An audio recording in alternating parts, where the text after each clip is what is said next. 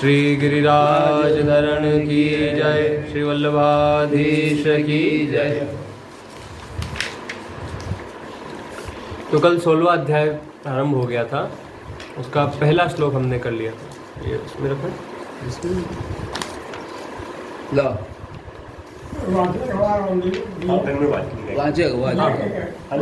नहीं कोई बात नहीं, दो है वैसे भी एक नहीं तो यही आप रख लीजिए, एक तो पढ़ा ही है। नहीं कोई बात नहीं, कोई आवश्यकता नहीं। तो पहला श्लोक प्रारंभ कर दिया था हमने। अभयम की बात चल रही थी कल कि व्यक्ति अभय वही व्यक्ति हो सकता है जिसको जो भगवान के प्रति शरणागत हो चुका है, जो भगवान की शरण में चला गया। अब उसको मृत्यु का भी भय, क्योंकि अंत में सब किसी व्यक्ति को और किसी का भय हो ना हो, मृत्यु का भय सभी को होता है, पर भगवान की शरण में जो चला जाए उसको तो मृत्यु का भय भी नहीं होता, क्योंकि वो जानता है क्या कि मृत्यु के बाद भी मैं किसे प्राप्त करूँगा। संत कबीर कहते थे ना, मरण सु सब डरे मेरो मन आनंद, कब मरूं कब पाऊं पूर्ण परमानंद। कि मरने से जहाँ तो पूरा संसार डरता है, पर मेरा मन सुनकर ही आनंदित हो जाता है। क्यों? क्योंकि कब मरूं और कब पाऊं मैं मेरे प्रभु को पूर्ण परमानंद। यहाँ मैं अपने प्रभु की यहाँ पर हूँ तो भी मैं उन्हीं की सेवा कर रहा हूँ, और वहाँ मैं प्रत्यक्ष में उनकी सेवा करूँगा उनके धाम में रहकर। एक भक्त का भाव तो यही होता है इस प्रकार से। और जो निराकार की उपासना करने वाला है तो भी वो क्या सोचता है कि ब्रह्म में विलीन हो जाऊँगा, अद्वैत की स्थिति प्राप्त कर लेगा, तो भी बात वही होती है। इसलिए जो व्यक्ति भगवान की शरणागति में एक बार जो मैं शरण में चला जाता है, फिर वो व्यक्ति अभय हो जाता है। शुरू करते हैं। अनिष्ट की आशंका से मनुष्य के भीतर जो घबराहट होती है उसका नाम भय है, और उस भय के सर्वथा अभाव का नाम अभय है। भय दो रीति से होता है, पहला बाहर से और दूसरा भीतर से। एक बाहर से और एक भीतर से। पहला बाहर से होने वाला भय जानते हैं इसके बारे में। चोर, डाकू, व्याघ्र, सर्प आदि प्राणियों से जो भय होता है वह बाहर का भय, कि ये हमें कहीं चोट ना पहुंचा दे, नुकसान ना पहुंचा दे, क्षति ना पहुंचा दे। यह भय शरीर नाश की आशंका से ही होता है, परंतु जब यह अनुभव हो जाता है कि यह शरीर नाशवान है और जाने वाला ही है, चाहे इसको हम कितना ही संभाल कर क्यों ना रख ले, ये फिर भी जाने वाला है, तो फिर भय नहीं रहता। बीड़ी, सिगरेट, अफीम, भांग, शराब आदि के व्यसनों को छोड़ने का एवं व्यसनी मित्रों से अपनी मित्रता टूटने का जो भय होता है वह मनुष्य की अपनी कायरता से ही होता है। कायरता छोड़ने से यह भय नहीं रहता। किसी व्यक्ति को जो लत लग जाती है वो उसको छोड़ नहीं पा रहा है, इसका मतलब उसका हृदय बड़ा दुर्बल है। भगवान बोलते हैं ना, हृदय ये दुर्बलता, दूसरे अध्याय में श्लोक आता है, हृदय ये दौर्बल्यम। इस प्रकार से कि अर्जुन ये हृदय की दुर्बलता त्यागो। दूसरे अध्याय में भगवान अर्जुन को बोलते हैं, तुम्हारे अंदर ये नपुंसकता कहाँ गई? क्लेब्यम मास्म गमा पार्थ, है ना, ये क्लीब नपुंसकता कहाँ से आ गई तुम्हारे अंदर अर्जुन? वही बात। तो ये व्यक्ति हृदय की दुर्बलता की वो उसकी मानसिक तौर पे वो इतना दृढ़ नहीं है, इतना सशक्त नहीं है कि वो किसी भी प्रकार के व्यसन को त्याग सके। इस प्रकार से और जब उसने ये कायरता त्याग दी तो फिर से अभय हो जाता है, क्योंकि फिर उसको उनको छोड़ने का भय नहीं रहता। जैसे आज कोई गलत व्यक्ति है, उसके संग में अगर मैं चला गया और मुझे पता चला कि वो गलत है तो मैं उसका संग त्याग दूंगा, मुझे उसका भय नहीं रहेगा कि मैं इसका संग त्याग दूंगा तो मुझे कोई नुकसान हो जाएगा। नहीं, क्योंकि गलत है तो गलत की संगत में तो हम नहीं रह सकते। ऐसा।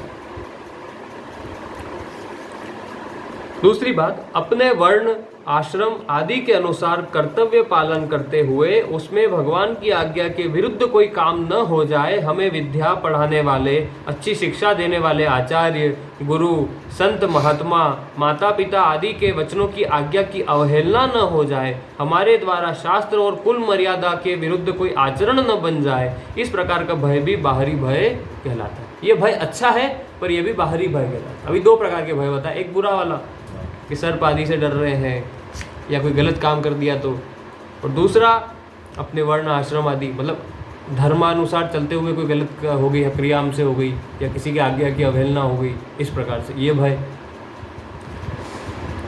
ये भी बाहरी भय कहलाता है। परंतु यह भय वास्तव में भय नहीं है, प्रत्युत यह तो अभय बनाने वाला भय है, क्योंकि धर्म पे चला रहा है आपको, ये भय आपको धर्म पर चला रहा है। ऐसा भय तो साधक के जीवन में होना ही चाहिए। ऐसा भय होने से ही वह अपने मार्ग पर ठीक तरह से चल सकता है। और कहा भी है, हरि डर गुरु डर जगत डर डर करनी में सार, रजब डरिया सो उबरिया गाफिल खाई मार। अब दूसरे प्रकार का भय भीतर से पैदा होने वाला भय। मनुष्य जब पाप, अन्याय, अत्याचार आदि निषिद्ध आचरण करना चाहता है, तब उनको करने की भावना मन में आते ही भीतर से भय पैदा होता है। जैसे कभी क्रोध आ जाता है, हमको लगता है कि इसको आज इस व्यक्ति को जाकर इसके साथ में हाथापाई करे, झगड़ा करे, फिर एक भय आ जाता है कि कुछ गलत हो गया तो।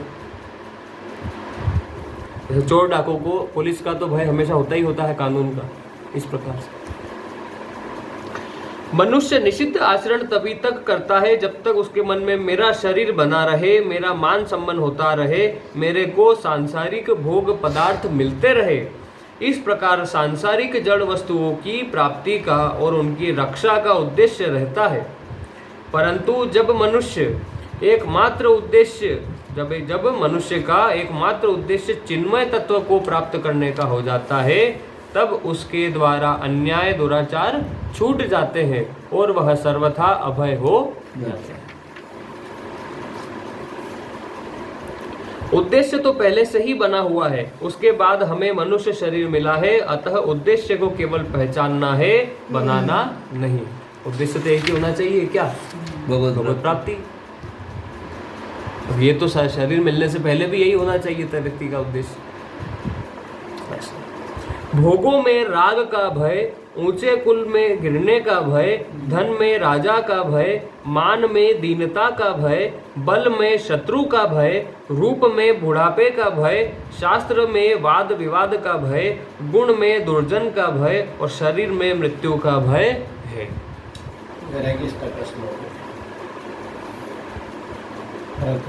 हाँ ना, भरत हरि वैराग्य से एक शास्त्र है, उसका श्लोक है, मैंने उसका हिंदी व्याख्या पढ़कर सुना दी। इस प्रकार संसार में मनुष्यों के लिए संपूर्ण वस्तुएं भयावह है, एक वैराग्य ही भय से रहित है। वैराग्य में कोई भी भय नहीं। इसीलिए तो भगवान अर्जुन को बोले ना गीता में ही, अभ्यासेन तु कौन्तेय वैराग्येन च गृह्यते, कि अभ्यास और वैराग्य के द्वारा इस चंचल मन को अपने वश में किया जा सकता है ना। छठे अध्याय में इस प्रकार से, क्योंकि अर्जुन महाराज बोलते हैं कि ये जो मन बड़ा चंचल है, चंचल ही मन, हाँ चंचलम ही मन कृष्ण, इसको कैसे मैं अपने, तो भगवान बोलते हैं अभ्यासेन तु कौन्तेय वैराग्येन च। अभ्यास और वैराग्य, ये दो शस्त्र है जिनके द्वारा अपने चंचल मन को वश में किया जा सकता है। एक तो अभ्यास और दूसरा वैराग्य। क्योंकि कोई राग होगा ही नहीं तो मन, मतलब कोई आसक्ति नहीं तो मन कहाँ जाएगा? मन का तो कार्य एक ही है, क्या? आसक्ति करना, एक जगह से दूसरी जगह पर। मन चिंतन उसी का करता है जिसकी उसमें आसक्ति होती है। अगर मन की किसी में आसक्ति नहीं है तो चिंतन किसका करेगा? किसी का नहीं। इस प्रकार आगे, कारण कि उसके लक्ष्य परमात्मा तत्व में कभी कमी नहीं आती और वह कभी नष्ट नहीं होता।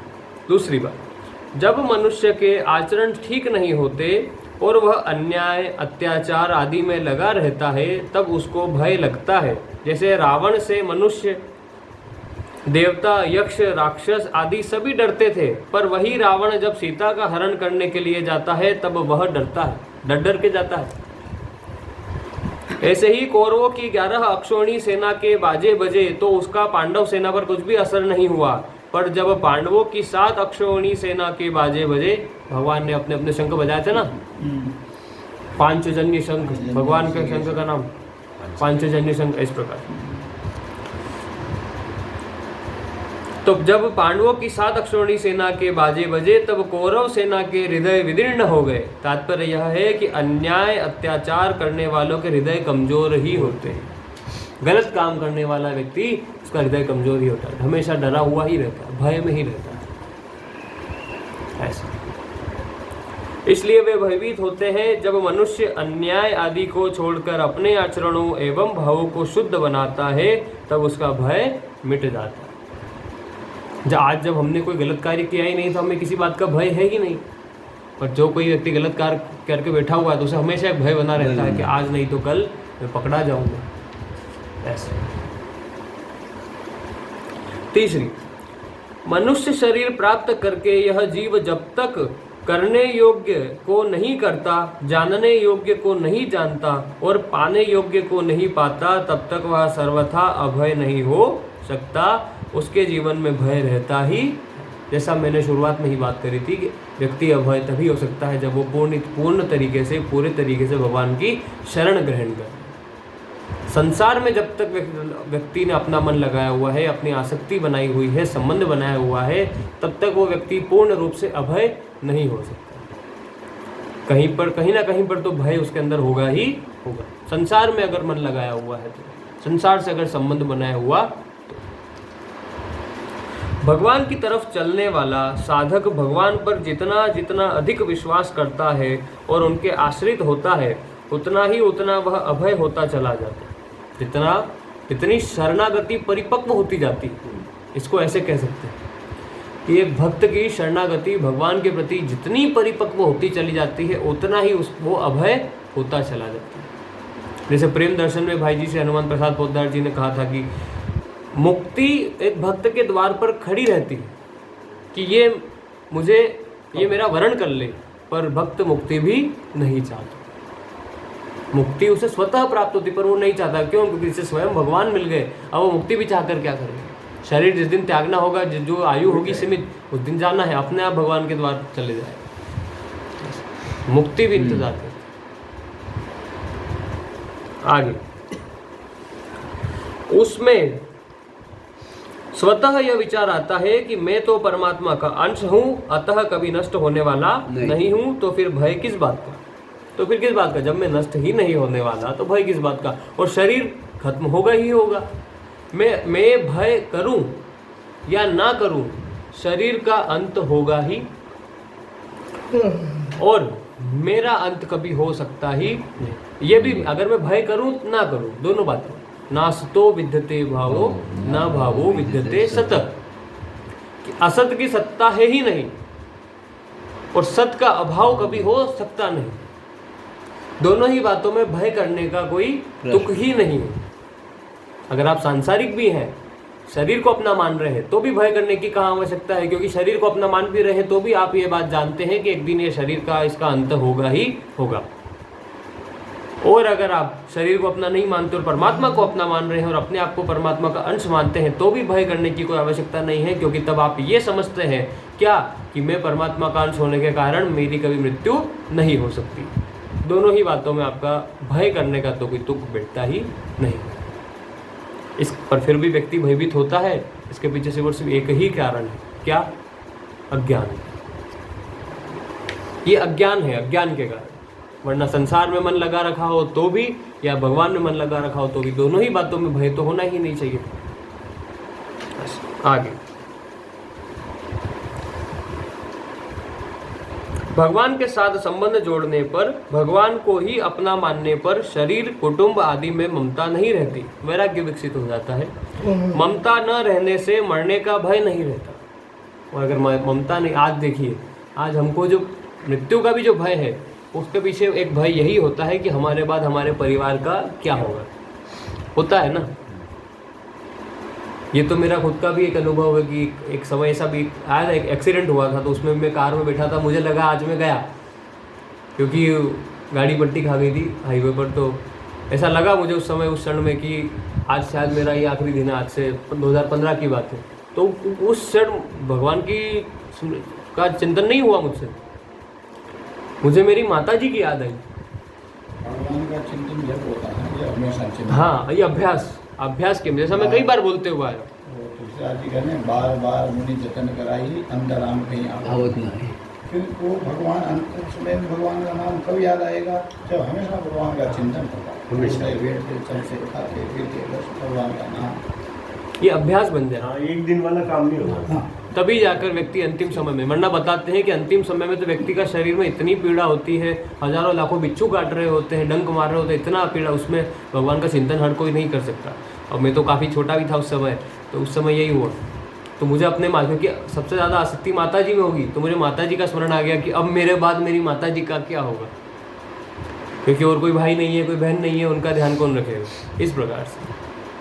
तो ये भय आया क्योंकि आसक्ति परिवार में थी। अपन सोचते हैं बाकी सब आप आपका प्रारब्ध लेके आते हैं, प्रारब्ध के अनुसार ही जो जीवन चलता है सबका। किसी के 2-4 बेटे रहते हैं तो भी उनकी सेवा नहीं होती, किसी के कोई बेटा नहीं था तो भी उनकी सेवा करने वाला कोई मिल जाता, कोई नहीं प्रारब्ध में लिखा तो मिल जाता, सेवा करते हैं। सही बात। उनको प्रारब्ध की सेवा कराएगा, जैसा होगा उनका प्रारब्ध होगा, ये विश्वास कर लेना। हाँ बस प्रारब्ध के अनुरूप ही होता है, बिना प्रारब्ध के।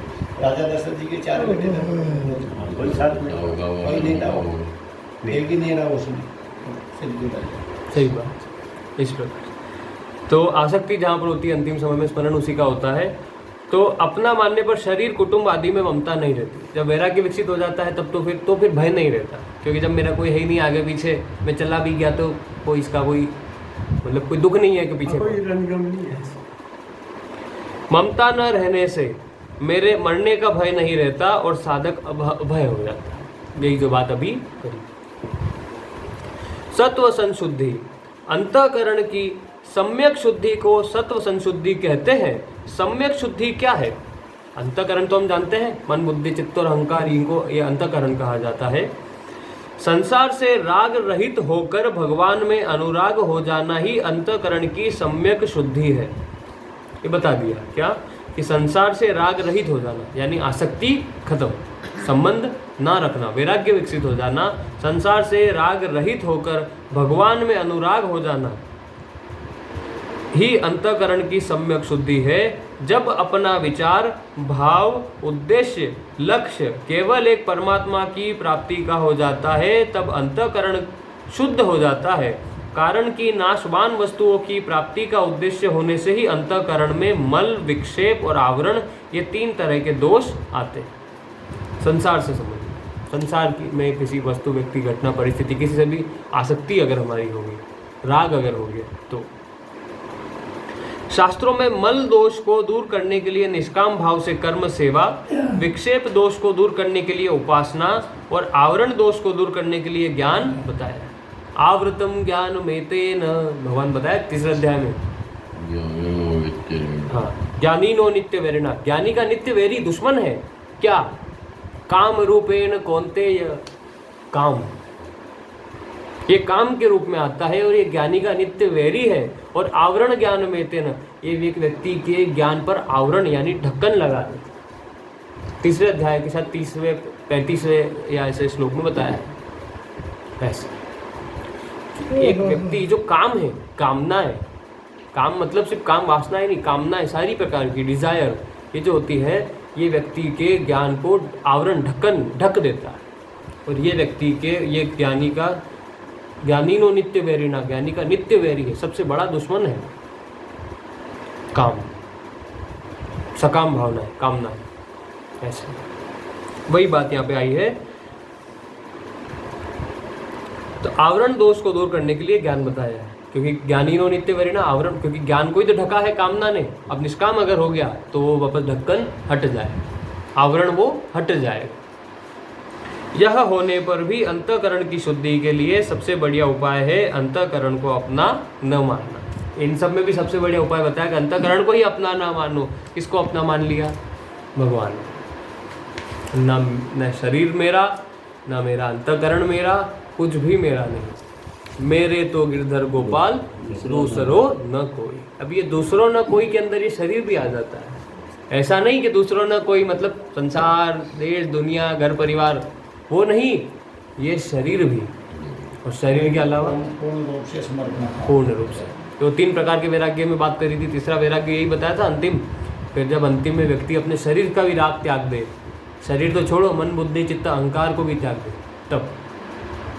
तब वो पूर्ण शरणागति, पूर्ण रूप से वैराग्य कहलाता है। उसके बाद तो व्यक्ति सीधा भगवत प्राप्त हो ही जाता है, क्योंकि शरीर से भी जिसने अपना संबंध त्याग दिया उसके बाद तो क्या ही बचा। वो पूर्ण रूप से वैरागी हो जाता है। साधक को पुराने पाप को दूर करने के लिए या किसी परिस्थिति के वशीभूत होकर किए गए नए पाप को दूर करने के लिए अन्य प्रायश्चित करने की उतनी आवश्यकता नहीं है। उसको तो चाहिए कि वह जो साधन कर रहा है उसी में उत्साह और तत्परता पूर्वक लगा रहे, फिर उसके ज्ञात अज्ञात सब पाप दूर हो जाएंगे और अंतःकरण स्वतः शुद्ध हो जाएगा। अब ये प्रायः मैंने भी देखा है, मतलब साधकों में, कि मतलब एक आम जनता में क्या कि आज किसी व्यक्ति से कोई बात सुन ली, ये पाठ करना चाहिए या ये अनुष्ठान करवा लो, आज से आपका सकाम भावनाओं की बात कर रहा हूँ मैं, निष्काम की बात नहीं हो रही है। सकाम भावना में आज व्यक्ति ने ये कर लिया, फिर कल किसी और पाठ में किसी सत्संग में सुन लिया कि ये उपासना करो, इस मंत्र का जप करो, ये पाठ करो, ये अनुष्ठान करवाओ, तो फिर वो व्यक्ति ये शुरू कर देता है। आज इस देवी देवताओं की पूजा करो, कल इनकी पूजा, अलग अलग बदलता रहता है। तो ये सही नहीं है। आप जिन्हें पूर्ण रूप से आप अपना इष्ट जिन्हें मानते हैं वो सर्वसमर्थ है, पहली बात, क्योंकि ब्रह्म सब कुछ एक ही है और एक को साधे सब सदे, सब साधे सब। शरणागति गुरु एक होते हैं, व्यक्ति तो गुरु भी बदल लेते हैं। आज के समय में गुरु भी बदल लेते हैं लोग।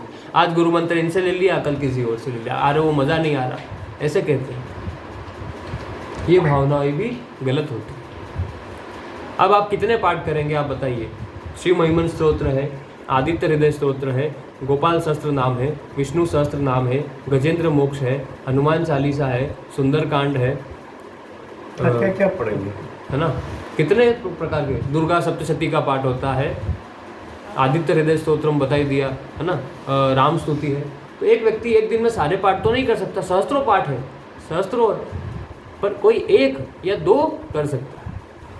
अब वो एक दो कौन से हैं, या तो अपनी रुचि के अनुसार या फिर जो गुरु प्रदत्त है उसका पाठ करना चाहिए। जो आपका संप्रदाय और आपका गुरु प्रदत्त जो मंत्र, जो पाठ, जो नियमावली दी गई है, हमेशा व्यक्ति को उसी पर चलना चाहिए। जैसा मैंने उस दिन कल बताया था कि मलुक पीठाधीश्वर श्री राजेंद्र दास जी महाराज बोले कि वैष्णवों के लिए, सबके लिए नहीं, कि एक वैष्णव को ज़्यादा अगर ग्रंथ ना पढ़ना चाहे और नहीं पढ़ सकता तो सिर्फ 5 ग्रंथ उसके लिए बहुत है। क्या?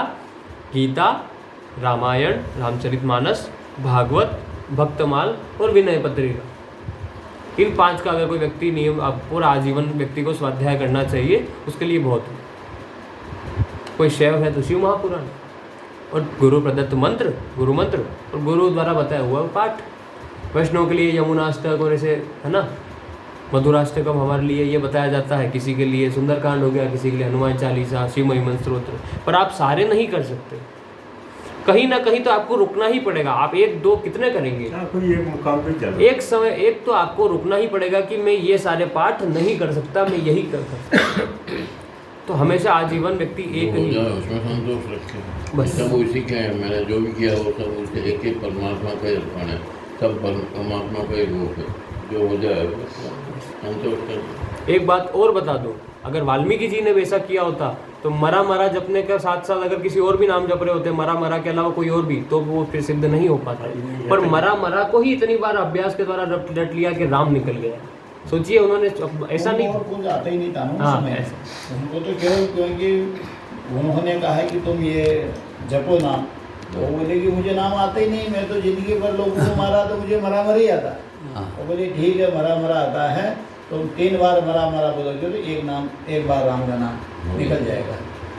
इसलिए कहा कि उल्टा नाम जपत जुट जाना वाल्मीकि एकदम। पर मरा भी वही बात हो रही कि मरा भी अगर नहीं, डेली नहीं जपते, आज मरा कर लिया, कल कुछ और किसी ने सिखा दिया वो कर लेते, परसों फिर किसी ने, तो फिर सिद्ध नहीं हो पाते। पर वो मरा का ही अभ्यास ऐसा हो गया कि राम निकल गया और सिद्ध भी हो गए, क्योंकि अक्षर भी ब्रह्म है। वो तो दिमाग लगे थे ना, वो जो बैठे थे उनको, तो इसलिए तो उनका नाम वाल्मीकि हो गया।